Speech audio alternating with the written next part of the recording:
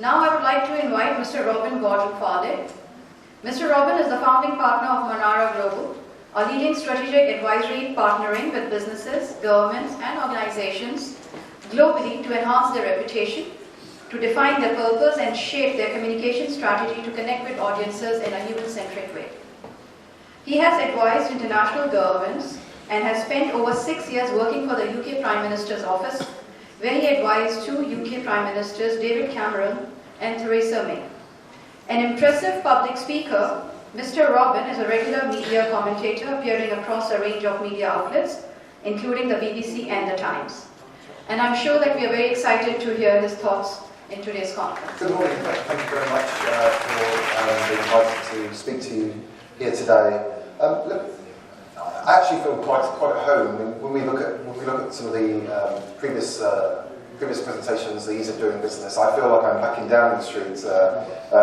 We used to have a lot of discussions about how do you market your country to potential investors, and how do you present your global image that you're trying to shape to the world. So I do feel very comfortable talking about that. So let me start by saying it's both an honour and a pleasure to be with you here this morning as part of this event focusing on the strength of the investment opportunities that exist in South Asia. I want to really focus today on talking about the currency of reputation and the importance of transforming the investment narrative into real reputational equity. I'm a passionate believer in the power of reputation, in what it brings to you, how it can add value to you and the organisation, and how you can leverage this into your competitive advantage. In my previous role working in the UK Prime Minister's office, my ultimate goal was to deliver day in, day out the strategic narrative, the story really, of the Prime Minister, David Cameron, and his government. In doing so, my clear objective was about enhancing the government reputation at home and abroad, and building out our influence, creating trust with our citizens, potential investors into the UK, and presenting global Britain to the world. This was all running rather smoothly until somebody had the bright idea of holding the referendum on whether we continue to be part of the European Union or not. And we all know how that turned out. The people expressed their opinion. Sadly, for somebody that worked on the referendum campaign, sadly we lost the argument to remain in the European Union. And this perversely resulted in reshaping Prime Minister David Cameron's personal reputation for the worse, some might say. It entered the government into a period of uncertainty that has lasted 3.5 years as they tried to implement the result of the referendum. Now, of course, the UK has now finally left the EU and is currently going through its full transition into its new future era. And as part of that, that must now include significant steps and measures to restore the UK's reputation around the world so that they can compete for both investment and secure trade opportunities to prosper in the future. I believe reputation is one of and should be your strongest asset, and can make a key contribution to your market value. Adversely, a poor reputation can be costly, negatively impacting your bottom line or access to future investments. But why are we here today? We're here to talk about the opportunity before us in South Asia. In terms of setting out the context, let's just quickly start by taking a helicopter view. I know in the previous sessions we've had, it's been really informative in terms of looking at the ease of doing business, and certainly in terms of the opportunities that we've seen that are there in terms of all of Bangladesh. Today, South Asia accounts for 1/5 of the world's population, and thanks to India's increasing performance, it contributes to over 15% of global growth. Looking ahead, South Asia is poised to play a key role in the global economy, building on the steady economic progress and reforms over the last few decades. Despite the recent global economic slowdown, India remains among the fastest growing large economies, and South Asia's contribution to global growth is set to increase, while those of more mature economies around the world decelerate. With a population that has a median age under 27, South Asia is the youngest region in Asia. Based on demographic trends, more than 150 million people in the region are expected to enter the labour market by 2030.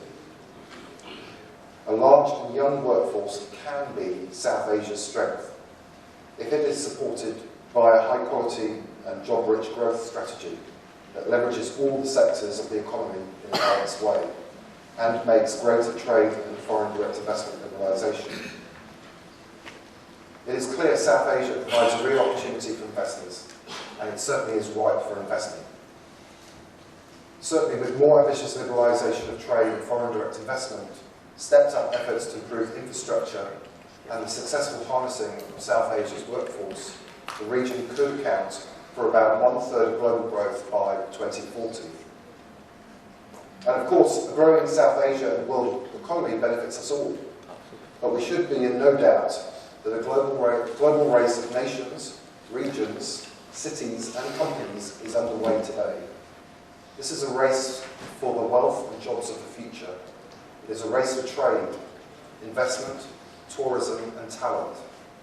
Competition is high and the economic prizes on offer can be great. So with this in mind, let us now focus on the currency of reputation, which should be a key element of the investment narrative. I want to highlight a quote by Warren Buffett, which I think in this context helps set this out a bit further. Warren Buffett said, "We can afford to lose money, even a lot of money, but we can't afford to lose reputation, even a shred of reputation." So reputation is important, clearly, and I'll explain why. In the global race I mentioned, the currency of reputation can be of real value. It can make a substantial difference to investors in actually opening up further opportunities, and in the context of the investment, it can both build its value and competitive edge. For companies, reputation really does matter. It impacts and drives human decisions and behaviours every single day. And therefore, a strong and positive reputation with your stakeholders, including your consumers, is priceless.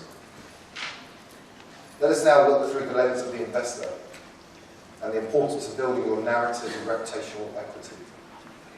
As an investor, reputation is built on what you do, rather than simply what you say. For example, the types of investments you make, what you invest in, the way in which you operate, and how you build and realise the value of the investment. I believe that the best reputations that are sustained over the long term are those guided by a strong purpose, standing for something greater than what you simply do, connecting and creating more meaningful trust with your stakeholders and audiences. And a good example of this is the global investment house BlackRock. They use their significant reputational stock to exert their influence through their investment strategy to make a clear statement of who they are, what they stand for, and articulate the principles of how they do business. The annual published letter by their Chief Executive Officer, Larry Fink, has become the hotly anticipated and revered moment in the business year that sets out their stall and rallies their stakeholders around them through their direction-setting statements. It is why reputation management should be a key priority for both investors and companies to ensure they develop a well-thought-through plan containing the right steps and focused actions to ensure their reputation is maintained, enhanced and protected. A strong and positive reputation is highly valued. It provides long-term business advantages, contributes to your competitive edge and leads to sustained opportunities. And let me just point out some of the wider benefits it also leads to. An enhanced reputation can help you to recruit and retain the best talent. Reputation can increase your value that is perceived by your stakeholders. It can help to generate more positive media coverage. It creates a greater power of influence over those around you and with those that you're seeking to do business with. It can lead to securing and developing strong and high-value partnerships, which is especially important in terms of securing key investment opportunities. It can contribute to increased revenue generation. After all, we're all here to make the revenue and sustain ourselves. And finally, in terms of your end consumer, it leads to building and retaining customer loyalty. So reputation matters if you're an investor. But let us now focus on the investment itself and how we can realise the value of the currency of reputation that we can create from this. In both securing the investment and in taking it, your investment narrative is important. There are clear opportunities to be seized. By integrating your investment strategy and its key component parts into a streamlined narrative that presents a compelling and powerful story to your stakeholders within your ecosystem, and beyond that to the wider world in which you operate in. This narrative should present and articulate who you are, what you stand for, how you operate and do business, and the value and impact you bring. With this in place, it can be leveraged to work hard, drive value to you and the organisation, and add to your competitive advantage in further potential investment opportunities. For this reason, it's why I think it's really important to actually not miss any opportunity that helps to make your reputational stock grow stronger and lead to reaching your full potential. So, in coming to a close, I just wanted to leave you with this central principle in developing your currency of reputation and deriving the value from it.